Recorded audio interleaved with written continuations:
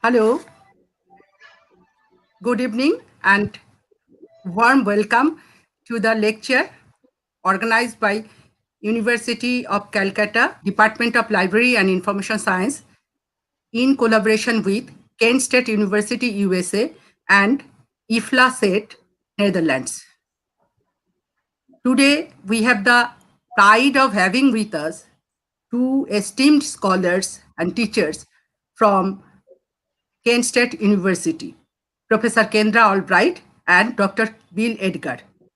We welcome you, Madam and Sir. We have the honor of having with us our member of our Board of Studies, Department of Library Information Science, University of Calcutta, Dr. Arun Kumar Chakraborty. Thank you, sir, for joining us today. Thank you. We have with us our Dean, Acting Dean of our faculty, Professor Swapna Banerjee. Welcome you, ma'am. Thank you. And most importantly, we have 547 registered participants from 23 countries as we start this program. As we all know, the number of viewers in the YouTube can be more as the hours and days goes by. But currently, we are having 547 registered participants from all over the globe, 23 countries. So it is really beautiful to connect with as many as 547 persons all over the globe. And as librarians or teachers who are really wish to get a library profession as the change-making tool of our society for the betterment of our society, we are really honored and flattered. We welcome you all, our valued participants. At the beginning of this program, I request our Dean, Professor Swapna Banerjee, to introduce Professor Kendra Albright. Good evening. It's a privilege for me to introduce Kendra Albright. Kendra Albright is the professor and director of School of Information, Kent State University, Kent. She completed 4-year contract as director of the iSchool, and her responsibilities included the academic and administrative leadership of an academic program with 5 master's degree programs, a developing undergraduate degree program, and undergraduate minor. She oversaw 90 plus faculty staff and part-time faculty and a budget of a huge amount. Responsible for personal curriculum facilities, strategic planning, recruitment, enrollment management, and 5 master's degree programs in the school. She coordinated and led the re-accreditation process, which was granted for the full 7 years. She developed an advisory board, alumni network, and student advisory council to engage with the school in strategic guidance and planning. And she is the Goodyear Endowed Professor of Knowledge Management of Kent State University. As for her educational qualifications, she is a PhD in Communications from the University of Tennessee, Knoxville, Tennessee. And her specializations and concentrations are on information sciences and media or information economics. She has an MSLS from University of Tennessee and a BS in human ecology from the University of Tennessee. And she oversees the program development of the master's degree in knowledge management, including curriculum review, establishment of an advisory board, creation and oversight of student internship positions, advising, teaching, and service. And her primary responsibilities focus on research activities funded by the endowment. Thank you, Professor Banerjee, for reading out such a long list of accolades and really great accomplishments, Professor Kendra. I will really thank you once again for giving us your valuable time, sharing this time with viewers from all over the globe.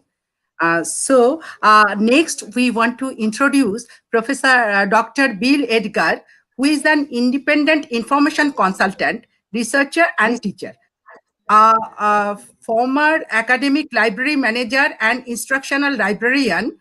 He is currently a knowledge management consultant. His extensive teaching experience includes courses in knowledge management, content management, library planning and evaluation, information literacy instruction, and reference and public services. He is currently pursuing research on the definitions of knowledge management and competencies held by corporations. He has published research on the effectiveness of academic and corporate libraries, as well as on organizational strategy. So,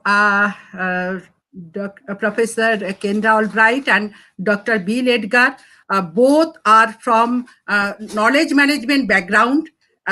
We hope that their discussion on KM will really enrich us and the viewers today. So I will request both of you, Professor Albright and Dr. Edgar, to start your lecture.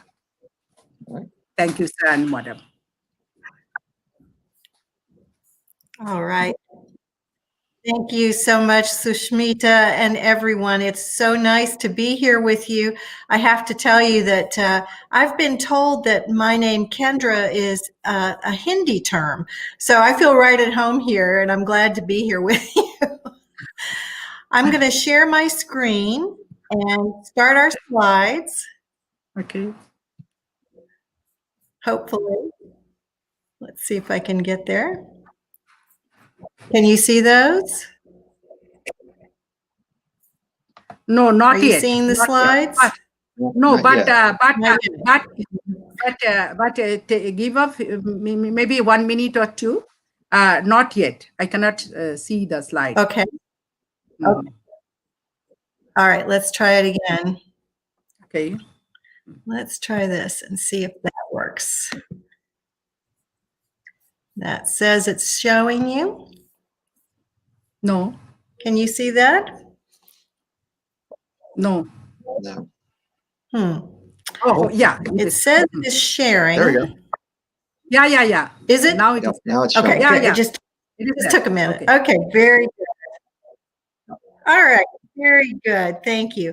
I have to apologize in advance because both Bill and I are required at another meeting, so we're only going to be able to stay for an hour, and I apologize very much in advance for that.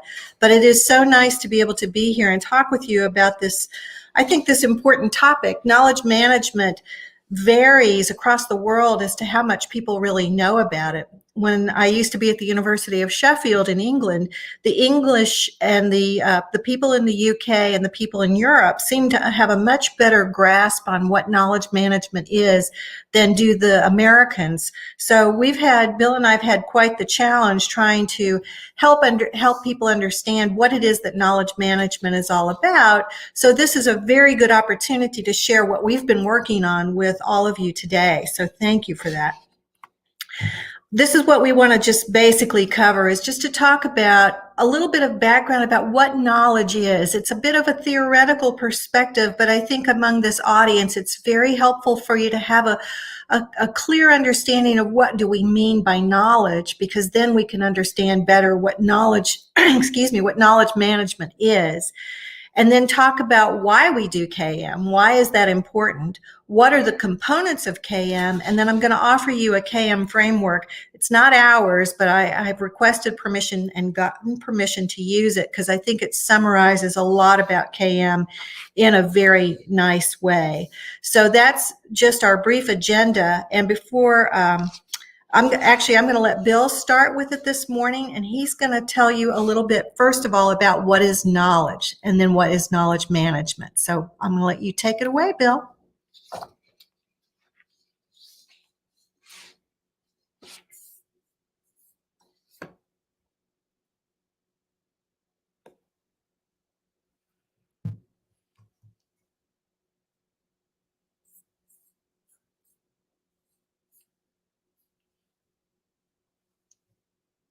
have data, and I then hear you go from that up to information, and then you go from that up to knowledge. If we could go back to the previous slide, there we go. So a simple example might be, you might have, for example, in a store, retail store, whatever kind, you might have sales information for that store, say in a given year. That is, one could argue, that is data. It reflects what has been sold in the store, whatever it might be, a clothing store, whatever it might be. And particularly, let's say you have a day's worth of sales data. Then over time, the data aggregate into information. And at each of these stages, what you do is you add context. So for example, data will aggregate into large sets of data and eventually into information. And that information could be, for example, sales for the year for the store, right? So now you have a larger context that it tells you, yes, this is sales, but it's sales for an entire year. And then sometimes at this level, you might even say, well, let's look at sales for 1 year versus the next year. And we might say, for example, that the sales have dropped. And that's also context. That tells you, well, maybe you have a problem, or maybe sales have gone up, so things are going pretty well. And then the next level above that is the notion of knowledge. And so this, again, puts context on top of information. As information put context on top of data, knowledge puts context on top of information. And so you may realize that that through knowledge that you have of your environment as a retail store owner or manager, that if sales have dropped, there could be a problem. You could have a labor problem in the store, you could have an inventory problem, you could have a demographic problem in the neighborhood or area you're serving, where people are coming and going, and maybe you're not as relevant as you used to be. So you've got potentially, maybe in this example, a problem. And so at each stage, you go from data to information to knowledge. Context is being added. And as you're doing this, as you're working your way up towards knowledge, what happens is that knowledge forms in a lot of different ways. There's many different ways of dividing this up and looking at it, but the two we'll talk about briefly here are tacit knowledge and explicit knowledge. Tacit knowledge is knowledge that's held in people's minds. Literally, as they live life, they walk around, they do their thing in life, they have knowledge in their mind. It's not outside of them. That's different than explicit knowledge. Explicit knowledge exists in recorded form. It has been expressed into recorded form in some way. That could be physically, for example, in a book. It could be digitally on a website or in a database. There's a lot of different ways to record, to have recordings, but recorded knowledge is also explicit knowledge. And you can go back and forth with this. Tacit knowledge becomes explicit as it's recorded, and then explicit knowledge becomes tacit as people are exposed to the recordings. As, for example, they read a book, or they listen to an audio or watch a video, then what's explicit becomes tacit. And then what happens is, as you work your way up in this pyramid, you have different activities that you do upon tacit or explicit knowledge. So you start with collecting, and then you move up towards things like organizing, analyzing, applying, decision-making, and so forth. So there's a lot of different complexities going on, because these are intellectual processes that occur within people, mental processes occurring within individual human beings, but they're also collective processes that occur among groups of human beings, which can be from very small groups, 2 people as a group, up to dozens of people, hundreds, or even thousands of people.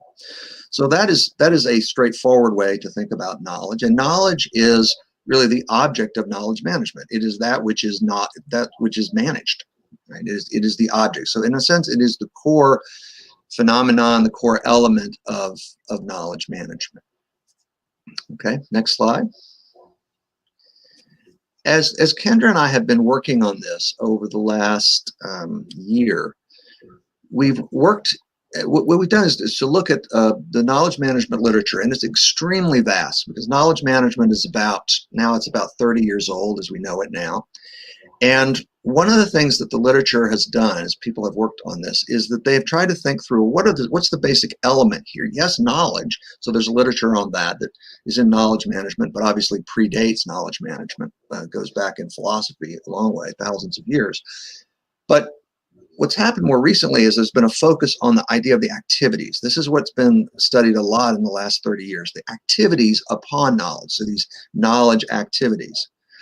And this is an extensive literature. There are a lot of different models of KM activities that exist, and they are good models. They are all, if you will, partially valuable, partially right. They all complement one another. But honestly, it adds up to a pretty sprawling, fragmented whole. And so as we worked on this, we began to think about, can we categorize these activities in some deeper way, sort of like they have meta categories, category of categories. And as we worked on it, we realized, yes, we probably could, because we needed to think through, well, why are these activities happening to begin with? I mean, what's the point? Well, the point is that these activities are done, we believe, to address perennial human knowledge problems. These are problems that human beings have as human beings with regard to knowledge. All people have them, and every generation has them. They don't ever go away. They're not resolved. They're just simply managed. Literally, they are managed. Better, worse. It's more of a continuum from better to worse. And so we identified some of these. And we've identified, at least so far in our work, 5 of these. We don't claim these are all of them. There's probably more out there. But these are certainly 5 that are perennial. One is what we call the limited mind problem. And this is not about people being stupid and having limited mental intelligence. That's not it at all. People are tremendously intelligent. But the limited mind problem is the idea that any given human being only has a fairly small amount of mental capacity relative to the sheer amount of knowledge that exists in tacit and or explicit form. So think about explicit knowledge. And what's happening right now with the web and social media and so forth is that the body of explicit content is knowledge is growing exponentially. There are literally billions of documents now, and it's just growing by millions and hundreds of millions, maybe every day. So only one human being can only absorb a very, very small amount of that. So that's what we call the limited mind problem. And there are a number of different activities that exist in KM to deal with this. And in general, what we call these the change activities. The idea here is to address this problem of limited mind. There are activities related to changing knowledge, bringing it into existence when it doesn't exist through discovery, but formulating it in different ways and discovering patterns of it through what's been called knowledge capture, revising it and making it better through what's been called knowledge development, bringing it into collections if it's in explicit form. This has been called knowledge selection, and librarianship uses the same idea. Describing it and classifying it, and therefore bringing about things like metadata and so forth, and patterns of content, particularly subject-oriented patterns. And when we look at this, what we see is that there are these activities, but there are also these results of these activities. There are results of the activities, immediate results. So discovery brings about discovered knowledge. Capture brings about newly formed, newly captured knowledge. Selection brings about collections of content items. Description brings about metadata. Classification brings about these classification or organizational patterns into which we put knowledge, particularly in this case, explicit knowledge. And so what we find is that we have these different activities related to the problem of limited mind, and they are change activities. The next problem is what we call the understanding problem, and this has to do with the idea that people struggle to understand knowledge. They struggle to understand it generically, but they also struggle to understand it specifically. So as its own thing, its own phenomenon, people struggle with knowledge, and then they struggle specifically in their own areas of interest to learn it and to understand it. And so there are a number of activities that are done in knowledge management to address this. These include things like searching for knowledge, retrieving it, doing consultation with regard to knowledge, doing instruction with regard to it, and doing discussion with regard to it. So as with the last problem, we see that librarians, for example, work on those in terms of selection of knowledge, but we also see they do this here when they do things like research consults, reference interviews, information literacy instruction, and so forth. And again, these activities bring about results. Search brings about queries. Retrieval activity brings about retrieved knowledge, retrieved of items. Consultation brings about advice. Instruction brings about changed mental states. Discussion brings about ongoing conversation. The next problem, really, or the next 2 are pretty similar, and these are what we call the time and space problems. The time problem is what we also call the mortality problem. And basically, this is the idea that knowledge, particularly in recorded form, but also in explicit form, but also in tacit mental form exists for a long time, centuries or even millennia. And human beings don't. We do well to live to be 80 years old and very well to live to be 100 years old. But many of us have probably had the great experience of holding a book in our hand that's 500 years old or older and has worthwhile knowledge in it. And it's really a thrilling experience. And you realize, wow, this lasts a lot longer than I do. And so this is an issue of what we call the time problem, the need to bring knowledge down through long amounts of time, much longer than individual human lifespans. This is addressed by a lot of different activities, things like acquisition, where you gain legal control over materials through purchase and through lease. You store materials, so storage. You transfer materials. You disseminate materials. And again, this is done with explicit content, primarily in librarianship, but it's also done through mental knowledge, particularly through things like mentoring, succession planning, career management, and so forth. The next problem is one of space, and we've called this is the big world problem. The idea here is that it is a big world. People need to find knowledge both in the physical world and in the digital world, and both are gigantic compared to individual human beings. And so there are a number of perennial activities that occur with regard to knowledge to address this. Things like storing it, putting it in physical and digital repositories, transferring it from one place to another on a case-by-case basis, ongoing dissemination of knowledge, and so forth. And again, these bring about results. The storage brings stored knowledge, transfer brings transferred knowledge, dissemination brings disseminated knowledge. And then the final problem is what we call the consequences problem. And here, broadly, what we mean is that people need results or consequences from knowledge. They need knowledge to have effects upon their lives. And this is a wide-ranging, excuse me, and actually pretty complex one, because what people are doing here is that they're using knowledge to bring about effective results for themselves and for others. This occurs in several ways. One is that they learn knowledge, and they apply knowledge so as to learn knowledge. They use it so as to learn new knowledge. They consider knowledge.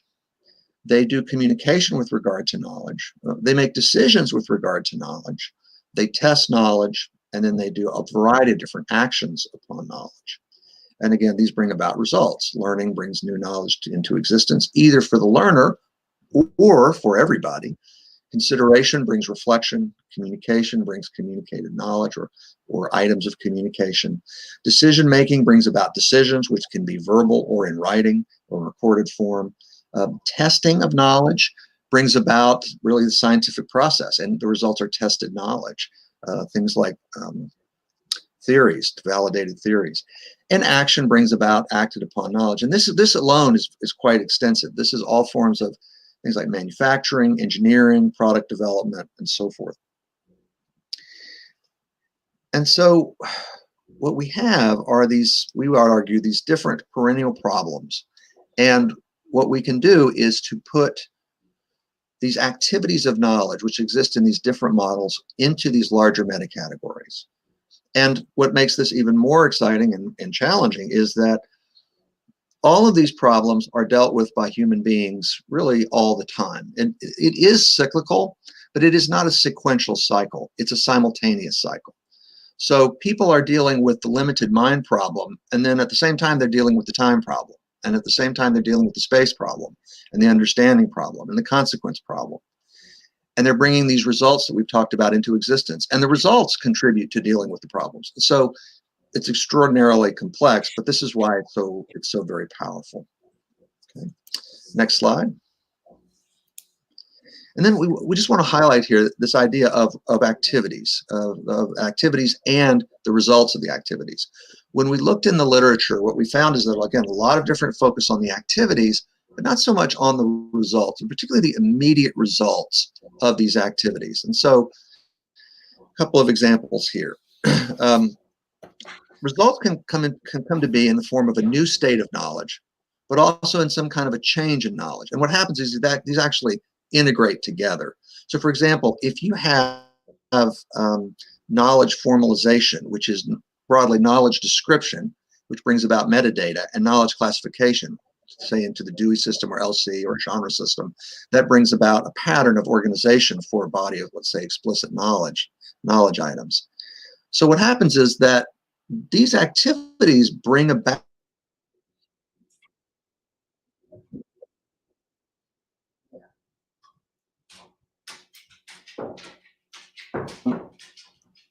but they also bring about specifically new things, like the classification pattern. They bring about, or if you do description, they bring about metadata. And really what's happening is both exist at the same time.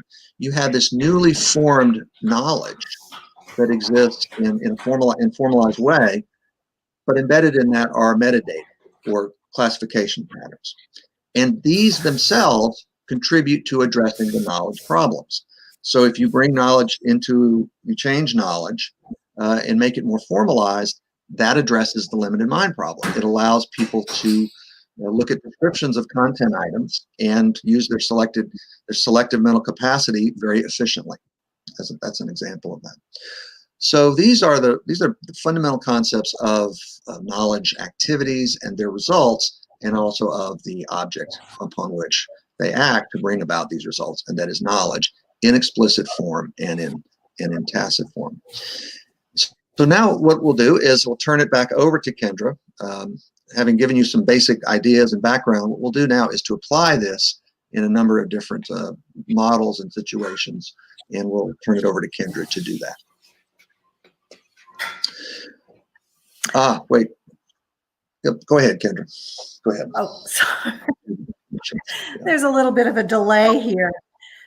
Yeah. Do you want to say anything about this, Bill? Yeah, I'll just mention this briefly. The definitions here, there are a lot of different definitions of KM. And Kendra has compiled several here, these 4, and just encourage you to take a look at these a little bit later. What you'll see is that they draw on different activities. Right, these different activities, things like capturing, distributing, using, things we've already talked about. They also draw on the objects themselves, things like knowledge assets. They identify these knowledge assets. Okay? And what we have found with these definitions is that, again, as with the models with activities, they are all valuable. Every single one contributes something, and together they contribute a lot. But the challenge is to put them all together, to integrate them. And what we've been doing in our conceptual work is to try to say, what are the basic social phenomena of KM? Things like knowledge itself, knowledge activities, the results, and so forth. And if we can do that, then we have an overarching framework. And all of this occurs, these phenomena, knowledge and activities and results, occur to address human knowledge problems, perennial problems. So that's what we recommend. As you look in this literature, if you do, you'll see a lot of activities, you'll see a lot of definitions, but the challenge becomes to use all of them to integrate this into a larger framework. All right. Kendra? Thank you, Bill. My apologies. We're having a little bit of internet connectivity issues, so there's a bit of a delay. So we'll try to work around that as best as we can. What I'd like to do is to talk about why we do KM. And there are a number of reasons why we do that. I'm going to borrow here from Anyan Corney, who wrote a book called Navigating the Minefield. I believe it just came out this past year. I think it's a 2019 publication. Yeah, 2017, apologies, right, it's right there. So they provide 4 basic reasons or things that drive the KM program. The first of these is risk, which refers to the risk of knowledge loss that would happen within an organization and would have a big impact. For example, in the United States, sometimes organizations will try to reduce the workforce in times of a need to either change the direction of what they're spending their money on, or they're trying to just reduce the workforce overall. And they do this oftentimes through an early severance or retirement package. And so when you have those packages that are offered, a lot of times people will leave in large quantities. And so when that happens, we lose a large amount of knowledge. And so it increases that risk when you offer those kinds of programs of losing that knowledge. So that's one of the reasons we do a KM program. Another one is the desire to improve. Now, this is important because continuous improvement is one of the cornerstones of an effective knowledge management program. The knowledge sharing, the knowledge collaboration, the empowerment, those are all important ways to improve processes and streamline organizations that then gives them the competitive advantage or the competitive edge, as we might say. Another reason is to establish a vision of the organization, and as well as to facilitate innovation. Very few organizations, for example, make time or take the time to really look at the future. Where are they going? I remember listening to a company years ago that said they couldn't write a business plan beyond 2 years because the industry changed so much. But I think there's a slightly different perspective now, which is we not only want to think about the future, we really want to think about it in terms of giving everyone a chance to try new things and to evaluate those processes as they go through it, because that's how you innovate. That leads to improvement in operations. It also focuses on building a cohesive work organization where everyone is involved and knows what everybody else is doing. A more formalized approach to establishing the vision and innovation is to establish methods or a mechanism by which you can capture the knowledge for the benefit of the organization. So here you would have formalized structures that would ask employees to contribute to an overall knowledge base that's usually kept in some kind of electronic form, such as a database of lessons learned, experiences, best practices. And so that would be there to capture that both explicit and tacit knowledge that Bill mentioned. And then a fourth reason is that a last driver for KM is to address regulatory or higher authority requirements. So for example, there is a new international standards organization standard for knowledge management that when many organizations are now adopting, it mandates certain aspects of their KM program that they haven't really thought of or they haven't done necessarily before. So in doing that, they have to, it's mandated and they have to be able to address those issues in the standard. But regardless of what driver, a successful KM program is going to support the overall business mission, the overall business goals, as well as be aligned with an organization's culture. Now, changing culture in an organization is a challenge, and there's many different perspectives on that. And really, that's outside the scope of this particular talk, but there is a wealth of materials available on this particular subject. So, according to Milton and Lamb, who did produce a book that just came out this year called The Knowledge Manager's Handbook, they've identified 7 main components of knowledge management that are listed here. And in a sense, you might think of this in a complementary way to what I just went over with the drivers. So if you look at connecting people through communities and networks, as well as improved access to documents, if we translate those into business terms, this is the idea of connecting people through communities and networks in the sense of coordinating or managing people. So here we're talking about collaboration, facilitating teams and work groups, as well as document and information management. Number 3, knowledge retention. That addresses the questions of memory by keeping records of knowledge and maintaining the capabilities over time. Again, that could be an example of the best practices, asking people to write down or to contribute to the overall knowledge base of the organization. And then 4, 5, and 6, which have to do with learning from experience, creating and providing best practices, innovation, and providing knowledge to customer-facing staff. These are all involved in just learning. Learning is key to knowledge management programs because you want to make sure that everyone in the organization continues to learn from each other, learn about the business practices and processes, as well as learning about those best practices. So here, in these 4 steps, we try to speed up the learning curve to continuously improve and standardize those practices. In here, you'll also find business intelligence because that's critical, and that refers to the systematic collection, analysis, and dissemination of information about the internal and external environment to support decision-making and strategic planning. So here's where you'll also find the dashboards, data visualization, analytical tools, and all of these things together lead to a creation of best practices as well as spurring innovation. And innovation is the bringing together the knowledge of the staff and the knowledge of the industry to develop new ways of doing things, new products, and new lines of business. And in business speak, if you want to convert this over to the business language, we would think of this whole process as the supply chain. So from the point of view of a knowledge worker, for example, within an organization, they need to be able to make the right decisions and take the right actions. And what we need to know is, what do we need to do to help them do that? How can we get them the right information at the right time? How can we get it to them efficiently and effectively? And then the last thing to consider is just that creation of the best practices. Now, there are particular process stages that you go through in a KM program. And so these are the 5 steps that Milton and Lamb have identified for how you go about doing KM. So the first of these is the strategy stage. You would start here to confirm the need for knowledge management and its implementation.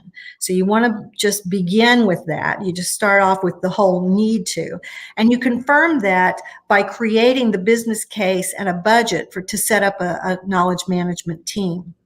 And then the strategy phase will end when senior management reads through it all, asks questions, gets the opportunity to ask all the questions that they want to, and then gives the go-ahead to move into the detailed planning stage, which comes next. So during planning, this is where you would conduct a knowledge resources audit to investigate what kinds of assets you actually have within the organization. What knowledge do you have? What knowledge do you need? What's missing? Then you can draft a knowledge management framework. Here you do a stakeholder and a culture assessment, as well as preparing a communication strategy and plan, as well as the detailed implementation plan. So strategy in any kind of strategic planning, right? You have to start with your strategy, your goals and objectives, and then you move into the planning stage. This is going to be a little bit more detailed. The next step is to do a test. You want to pilot this by looking for small proof of concept exercises where you can apply, a single element, a KM element, to a particular business issue. After that, you can look for a slightly larger scale pilot project to test the elements of that draft KM framework with those proof of concept exercises, and then test the entire framework in a pilot.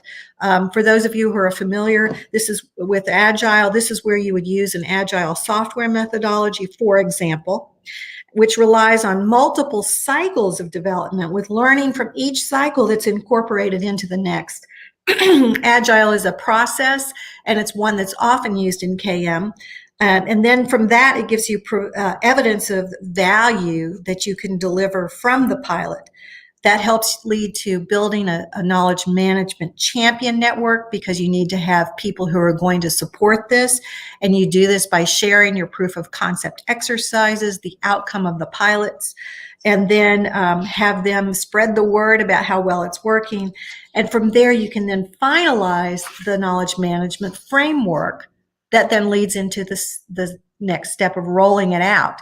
So this is when the knowledge management framework is actually applied across the entire organization, not just those involved in the pilot. Again, this is where you have to have those champions, but particularly you must have the support of senior management. And for those of you who are librarians, this will sound very familiar.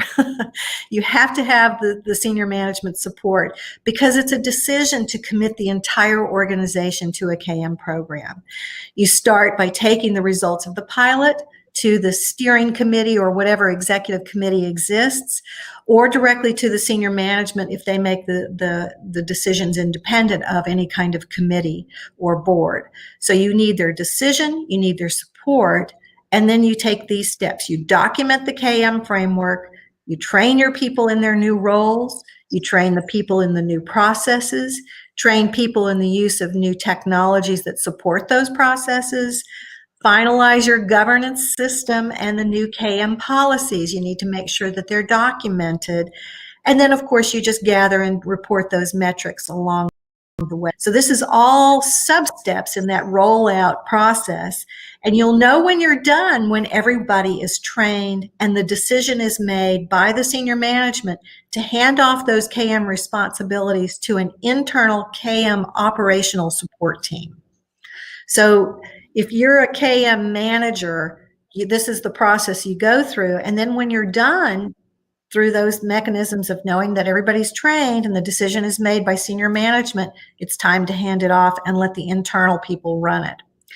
The operational phase, which is the last phase here, or the last stage, is when KM is part of the everyday work. KM is not a one-time solution. It should be an ongoing, integrated part of the operations of an organization. And the KM team's job is to provide support and monitor that KM activity in the business. And that includes that continuous improvement. You want to be benchmarking, comparing yourselves with each other within the organization as well as external, and working with any necessary external partners. This is the framework I mentioned that is a nice view of kind of everything that goes into the KM process. This is going to provide an overall picture of KM that integrates fast learning, communities of practice, knowledge assets, and enabling technology. And those are all the center part of the model that you'll see there, those 4 components. I want to talk about each of these briefly, and then we'll move on from there. These fast learning processes in the upper left quadrant, these allow you to capture the knowledge and make sense of it before, during, and after the KM process, and it's ongoing.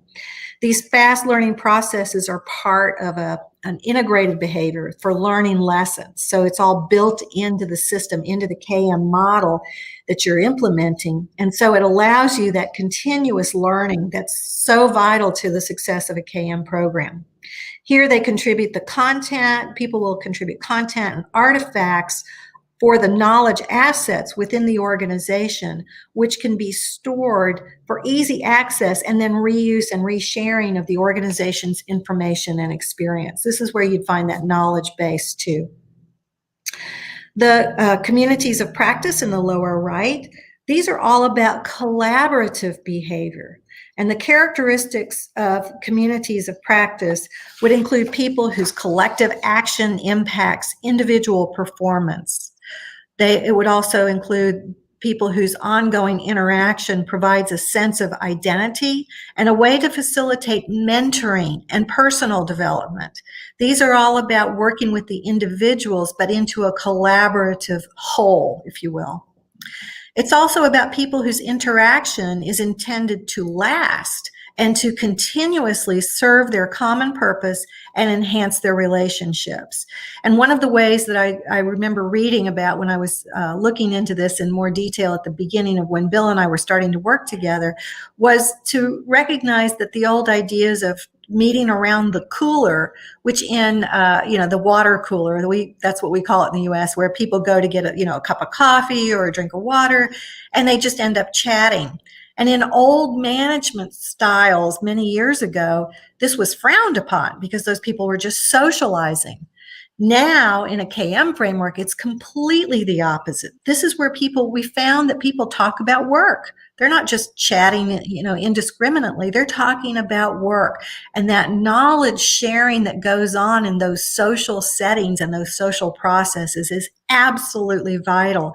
And you want to create opportunities for them to do that. And that's how you build those communities of practice. So knowledge from these communities of practice then gets harvested and organized to be reused within the organization by fellow practitioners, if you will, within that community of practice as well as across the organization. So to be successful, you really need the support of the leadership, not to come down hard and say, stop talking, but you want them to commit time, investment, and resources to be able to participate with each other, to maintain, and most importantly, this will lead to sustainability. And that's a really important aspect of knowledge management. The knowledge assets, which is up in the upper right hand, this is a simple way to describe a knowledge asset. And we would call this a repository of knowledge, or in a way, we would call it a virtual mentor, which I really like. This is a little bit complicated. It's multidimensional, it's dynamic, but when it's planned and constructed and applied effectively, really benefits the organization. This is where you capture tacit knowledge as much as you can and convert it to explicit steps that will be helpful. That's a difficult process, and once again, there's a whole wealth of information on how to go about doing that that's outside the scope of this talk, but it's an important aspect to know. Your knowledge assets can contain processes, methodologies, key insights, learning, and advice. And these come in lots of different forms. They can be guidelines, they can be checklists, they could be effective practices, they could be stories. We tell stories all the time. This is one of the most useful ways of learning that we have. And so people could just jot down their stories that highlight those critical learnings, the insight, the experiences that they've had, and the business context in which that learning occurred, as well as linking that to whoever it was that originated that knowledge piece, so to speak. The purpose of the knowledge assets and capturing that is then to be able to retain it within the organization and spread it and share around the organization to improve practices. And finally, the last one is the enabling technology in the bottom left there. Enabling technology refers to the IT infrastructure and the applications that enable the connection, collection, and collaboration from any location within the organization.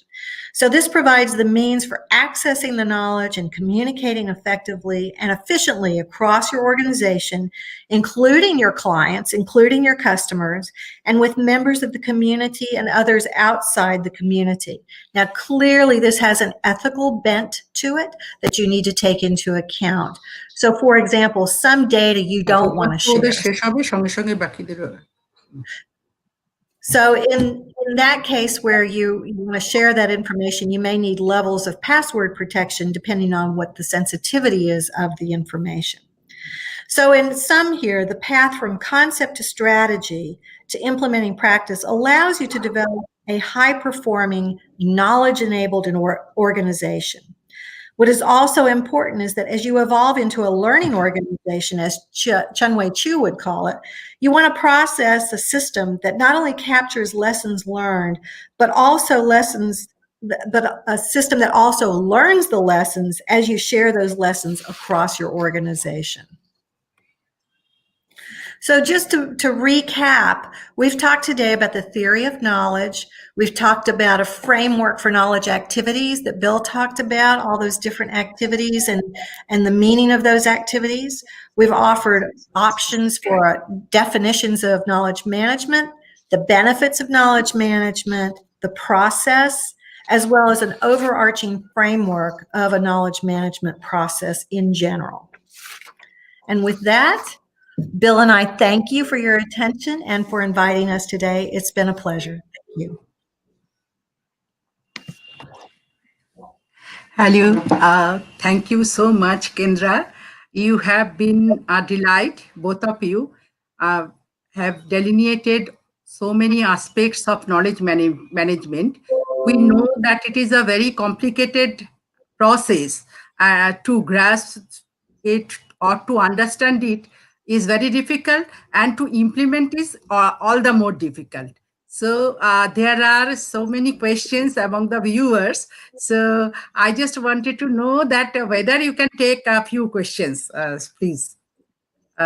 We'd be happy to. Yeah. So the first question we see is the domains of data, information, and knowledge are crystal clear, but what is the role of common sense and wisdom in knowledge management?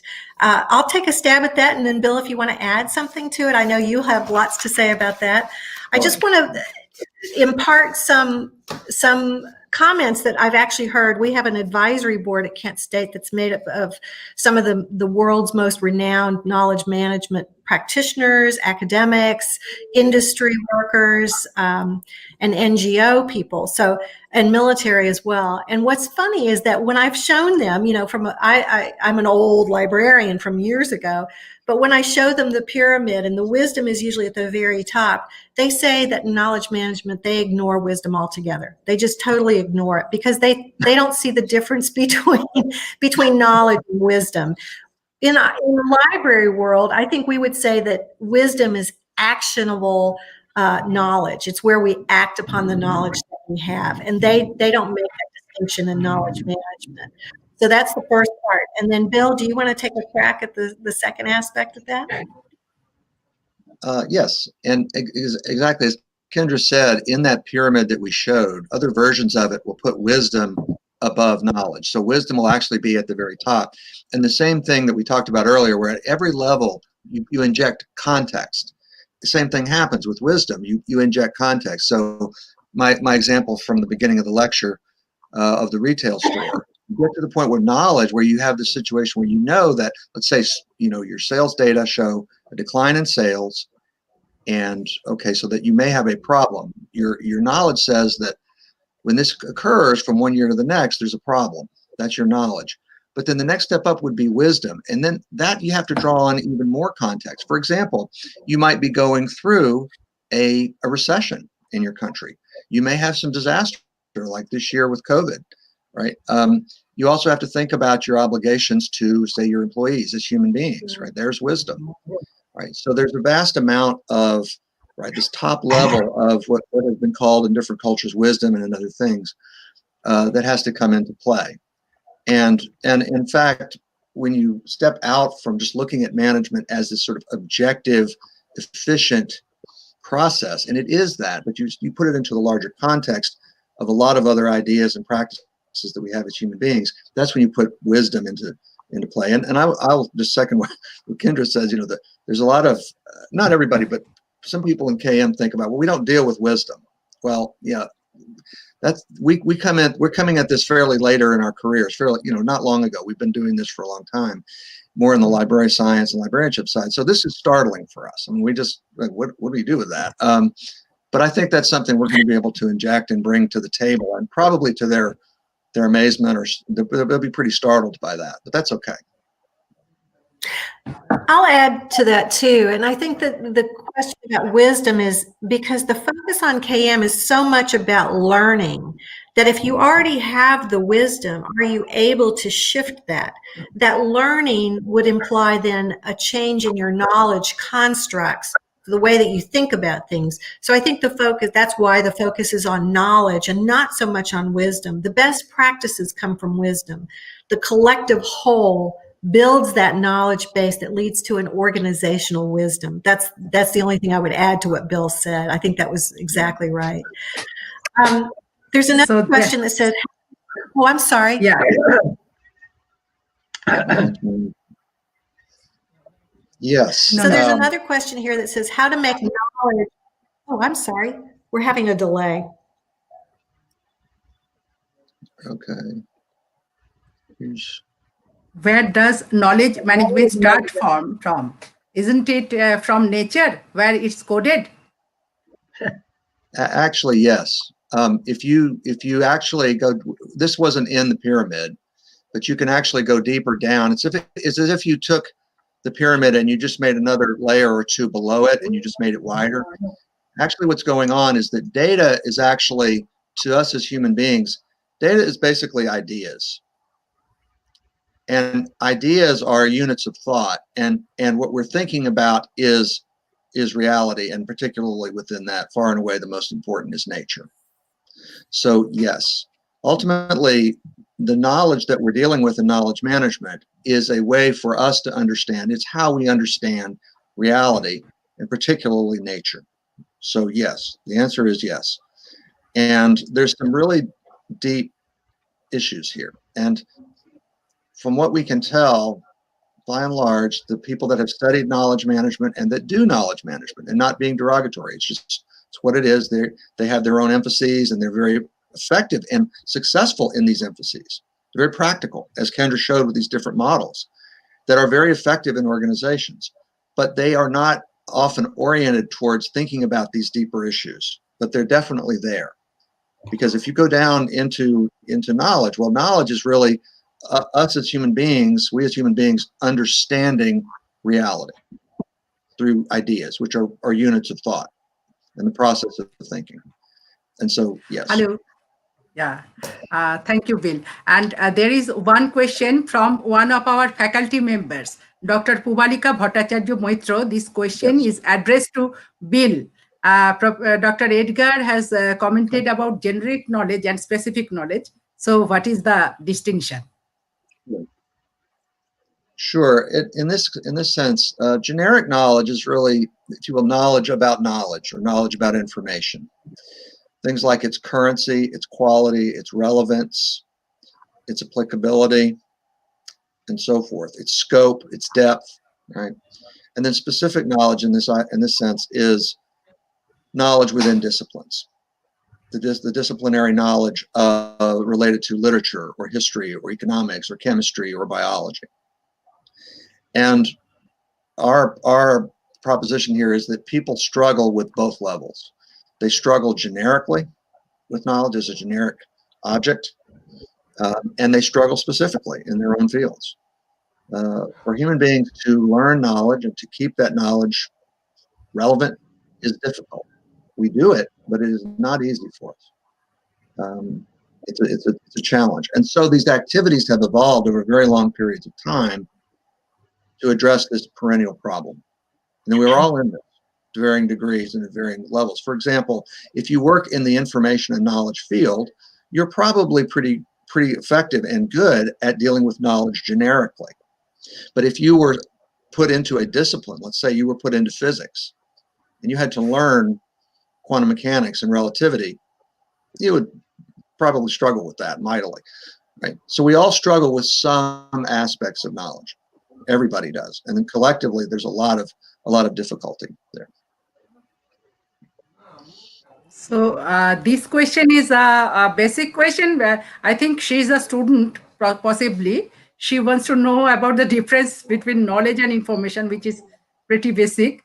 If you want to address this. Let me take a crack at that. Bill showed the pyramid, and at the bottom of the pyramid, it said information.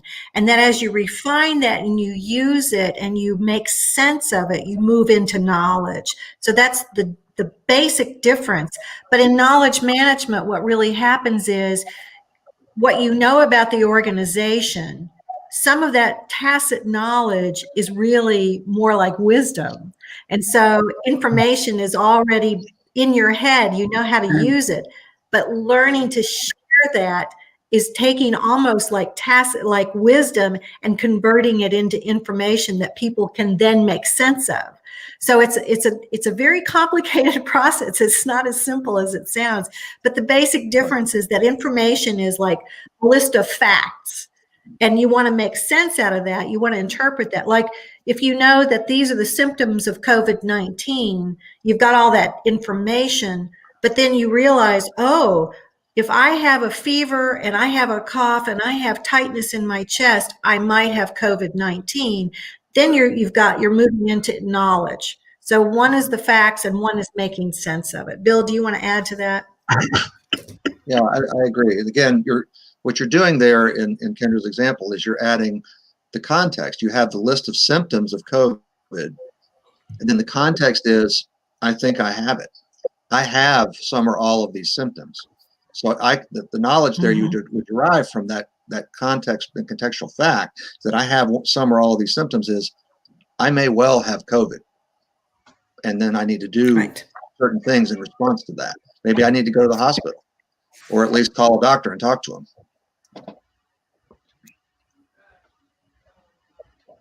And we probably have time for one more question. Yeah. So, So the one that's popping up on the screen, you want to read that one? This is the last question then from Tripura University, which is in the hill in the northern territory of India. So Liton Dash questions, what are the key challenges for KM in this era? I think one of the key challenges is to just explain to people what knowledge management is, because it's very difficult to get that senior support if they don't understand it. And so educating people about what knowledge management is really a challenge. That's the biggest challenge I think that we have. And I'm sure Bill will have something else to add too. Yeah, I agree. It's educating people. It's and I think in different cultures differ on this, but in many cultures, people really do have difficulty. Senior leadership in organizations and in other social settings have a difficulty in understanding that what they do and the way they think really is a manifestation of ideas. Every organization has a set of relevant ideas that it engages with all the time.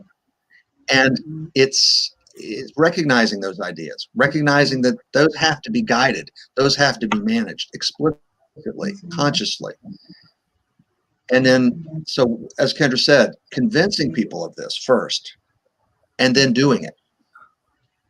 And we're just at the very beginning of, everybody are just at the very beginning of these two things.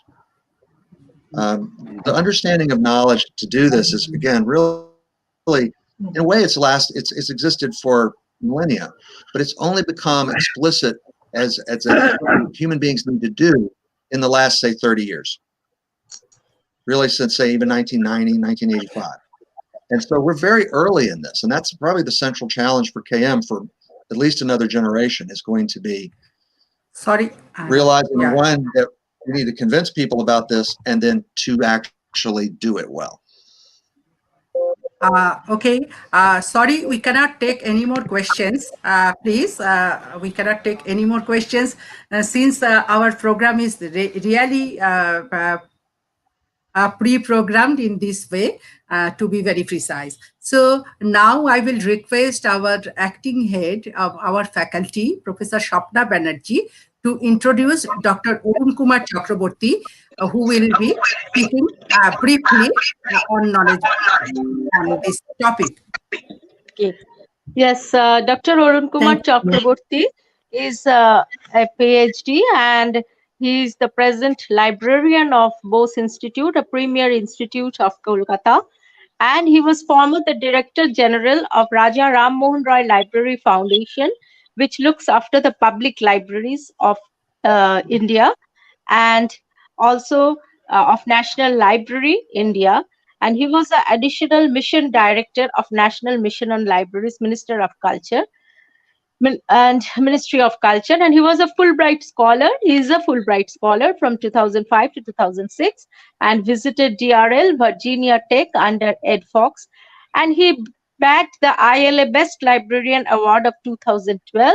And he has publications of more than 60. He is a member of different national committees, and he served as governing bodies, member of different organizations, and he is presently our member of our Board of Studies of Calcutta University. Please, Dr. Chakrabarti. Thank you, madam. Thank you, Professor Swapna Banerjee, madam. Thank you, Dr. Professor Sushmita Chakrabarti. She has organized an excellent webinar, which we got to know from Kendra and Edward. They have delivered an excellent lecture on the knowledge management. And we know that knowledge management is from the beginning itself as knowledge management. So I start with a good morning and good evening, because the Kendra from the good morning session and we are in the good night session. So that's main. And knowledge management, if we say from our ancient days itself, tamosuma sadgamayo, tamosuma jyotirgamayo, tamus mituruma, no, no, andagamayo, antagamayo, om shanti, shanti, shanti. So we know that some of the knowledge has, we have been practicing knowledge from the beginning, and the ancient knowledge, and how it's this knowledge culminates, and how it processes, and how it does. That's most important. And then only, as we had lot of knowledge, and that knowledge is processing, that is why we are able to cope up with everything. The knowledge management is not only for the library or any for one of us, for it is for every aspects of our life is a knowledge management. See, if we the pandemic, in this pandemic situation, in a COVID-19, if we do not have a knowledge, we could not have a fought like this. See, with this what knowledge we had to fight with those knowledge, and to make cope up with this many days till the vaccine is coming. So this means that knowledge we have already acquired of some of things, and how we exploit and how we explore. Somebody asked, that's how this information and knowledge, because see, that's one disinformation or misinformation which makes the knowledge in a different aspects wisdom. Because if we do not have a proper information, that information if we culminate, and then we make a knowledge in a different way, that knowledge becomes not, yeah, the knowledge means that we should know the right things at right time. And that's knowledge, making that knowledge and that wisdoms is really a challenges for everyone in every aspects and in every subject. It's not the subjects of only one subject, it is a subjects of for everyone. That is why we know that the Ranganathan says in the knowledge management cases, personality, matter, space, and time. So all these things, how this knowledge in all these components, when it is there, then only the knowledge management knowledge can be spread and knowledge can be augmented. So that is the first foremost we understand, and how this knowledge can comes. So how we process the knowledge, how we use the knowledge, and this with the knowledge representation by using the classification, cataloging, or the knowledge representation by the making the medicine, or knowledge representation making the different management of things. Because already Professor Kendra, she was already very articulately said that's what is the core area of the knowledge, and what is the main of this theory of knowledge, framework of knowledge, knowledge management things, and then the boosters and framework. So all these things she has explained, and then also the Edward also explained it very well. So that's we know that we have a very much time constraint, and all this can go on discussions, and then there are a lot of good questions also was there. And then I think the Professor Shushmita Chakrabarti, who started this process, I think this will go long on, and that she is also having a backup with a very good faculty members in our team. Professor Pijushkanti Panigrahi, who could not join, and then Professor Biplab Chakrabarti, then Professor Swapna Banerjee, she is already there, and she is having a vast knowledge on this knowledge management issue. So we know that we could hear from her also. And then Professor Biplab Chakrabarti, then Professor Parikshit, and others. So many faculty members are there. Arun Maiti, then what is his name? All these new faculty, and also I'm just remembering all these names and all everybody's. So everybody's contribution is making this knowledge management and this program's success. So I really thankful all of you to give me also to share my opinion on this regard. So thank you very much for this purpose. So thanks. I think I wish great success of your endeavor. Thanks. Uh, Thank you all. And now I will just introduce Professor Swapna Banerjee. She is the professor of the Department of Library and Information Science in the University of Calcutta, and she is also the acting dean of our faculty. She has been in this profession since 1996, and she toured USA on academic purposes with this IVLP program, and she has published more than 10 books. So, thank you, madam. And I will now request you to offer the vote of thanks and also to conclude today's program. Thank you, Professor Shishmita Chakrabarti. First of all, I would like to thank Kendra and Bill for giving us an overview of knowledge management. I will go into it later. And then my thanks goes to our present head, Professor Shushmita Chakraborty, who took this initiative in this international to organize this international semi-webinar through which not only our we faculty members but also our students specially have been benefited. I thank Dr. Arun Kumar Chakrabarti, who agreed to be there in this webinar. I also thank our other faculty members, without whose support this webinar could not have been accomplished. And I thank especially our viewers and our students who, amidst their busy schedule and also examination is going on, could view this webinar and get enriched by the thoughtful lectures of these two international persons. Now, summing up, I would like to say that first of all, this lecture, first when Professor Shushmita Chakrabarti proposed this theme in our meeting, I had a doubt in my mind whether this very heavy topic, I mean, say, like knowledge management, how could it be responded or how could it be delivered?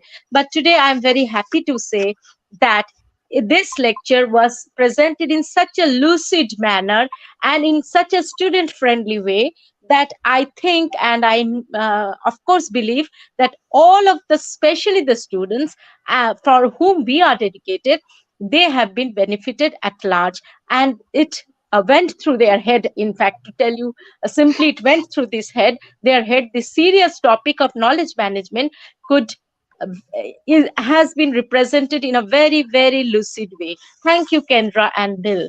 Now, if I go to Kendra's lecture, she told the whereabouts of knowledge management, the stages of knowledge management, the framework of knowledge management, the priorities of knowledge management, with an example of knowledge loss in USA, the planning and strategies of knowledge management. Why do we do knowledge management? Tips and bits of knowledge management.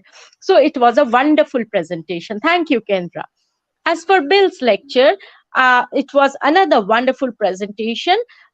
He from the what is knowledge management to the objectives of knowledge management to the problems of knowledge management to the results of the knowledge management activities to the limit and the problems like time, space, limited mind, understanding, consequences, etc. He pointed out each and every item very nicely, very elaborately, and very lucidly, in fact, so that we could all understand. So we had a very transparent view of knowledge management.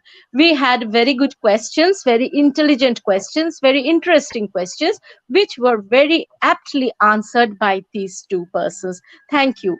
Now, I won't add anything more, but just to sum up in a few lines, I would say that this knowledge management practices in the universities can be effectively applied to university libraries to enable them to provide services which meet the current user needs in a more realistic way rather than spoon feeding the students, faculties, and scientists. The use of ICTs in universities makes it possible for courses, modules, and training programs that are interactive and multimedia based to be delivered on any time and any place basis. The success of academic libraries depends on the capabilities and skills of its staff in fulfilling the needs of the university community more efficiently and effectively. In this environment, to be successful, individuals need to acquire a new combination of skills such as technical, organizational, and interpersonal skills to aptly react or manage this in this knowledge management. Thank you all. I think we have completed in time. Thank you all.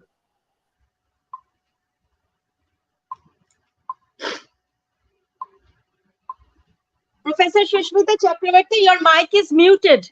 Please unmute your mic. Okay.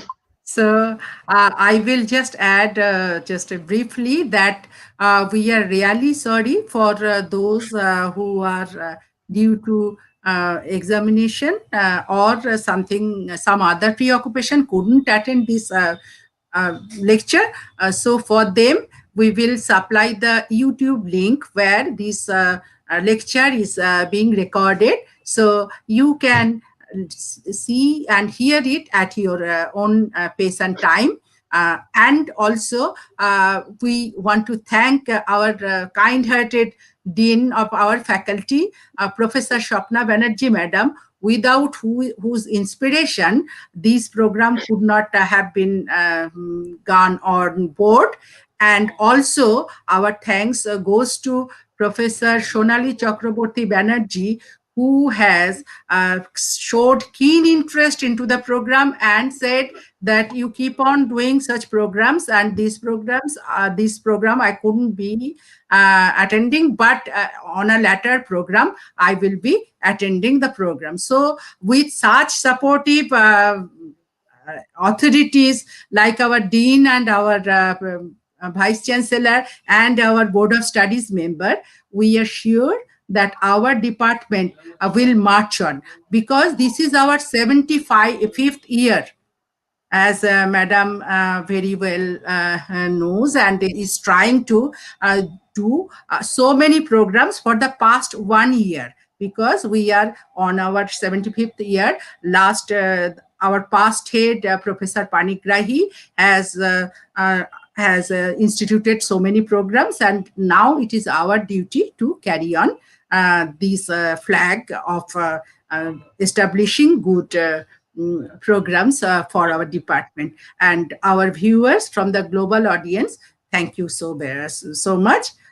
For any problems or clarification, you can contact me anytime over phone or email. Thank you very much. Thank you, madam. Thank you, madam. Thank you. So we end the program here.